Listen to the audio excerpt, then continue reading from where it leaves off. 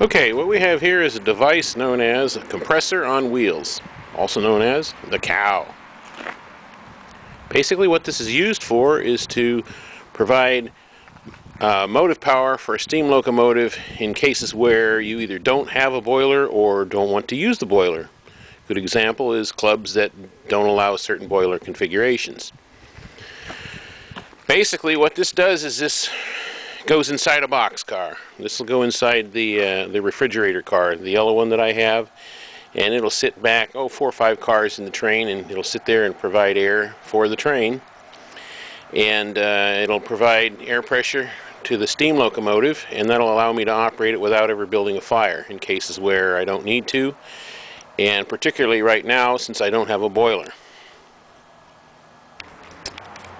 Okay, here we have the compressor on wheels, cow as it's known, and you'll notice I have the fuel tank not removed but set aside so that I can show the operation of the throttle control solenoid, which is down here. I don't know if you can see that or not, but basically the throttle control solenoid brings the engine down to an idle speed when the compressor reaches full pressure. Okay, now the fuel tank's been reinstalled where it is supposed to go, and with it like that you can't see the operation of the throttle control solenoid. But that's the way it goes. We have a battery, control box with a relay in it and a switch, gasoline engine, 3 horsepower, and a compressor connected by a rubber hose to an air tank. The rubber hose is to reduce the coupling of noise from the compressor into the tank, which will be bolted into the floor of the boxcar. Okay, so we have basically a solenoid valve here, which opens when the tank is full, and a muffler here so that the air that is vented won't be as loud as it otherwise would. You have a T here going to the tank, a air chuck which goes to the air line to the locomotive. We have a pressure gauge, of course. Right now it's showing about 95 pounds. We have a safety valve. Always got to have a safety valve. This is an overpressure switch here, which will actually kill the engine if the tank pressure ever reaches 100 pounds. And this is the normal control solenoid, control switch, which controls the solenoid and the throttle control solenoid. So that's pretty much it. So we're going to give it a little run here.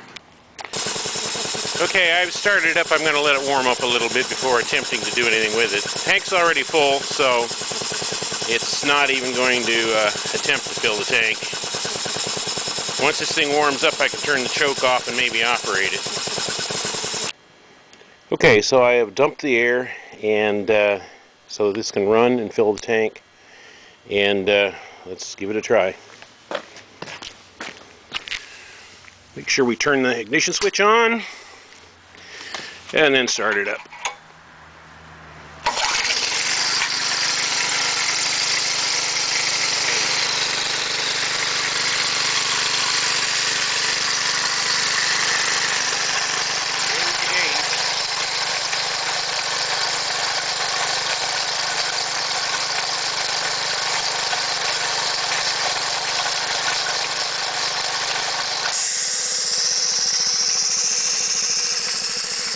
Okay, so it's reached 95 pounds and it has shut off.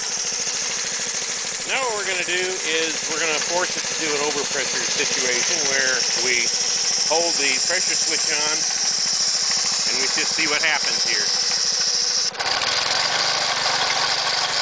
95, 100 pounds. Oh, it died. Well, the overpressure switch here basically killed the engine.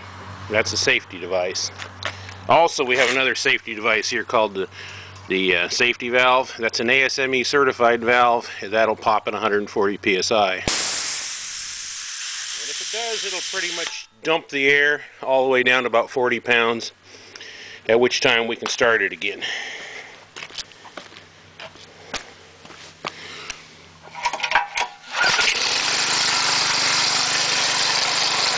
it'll fill up again to 95 pounds.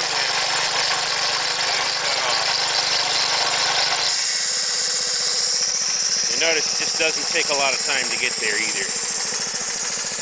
So I'm thinking I won't have any problems with this being able to keep up with the steam locomotive.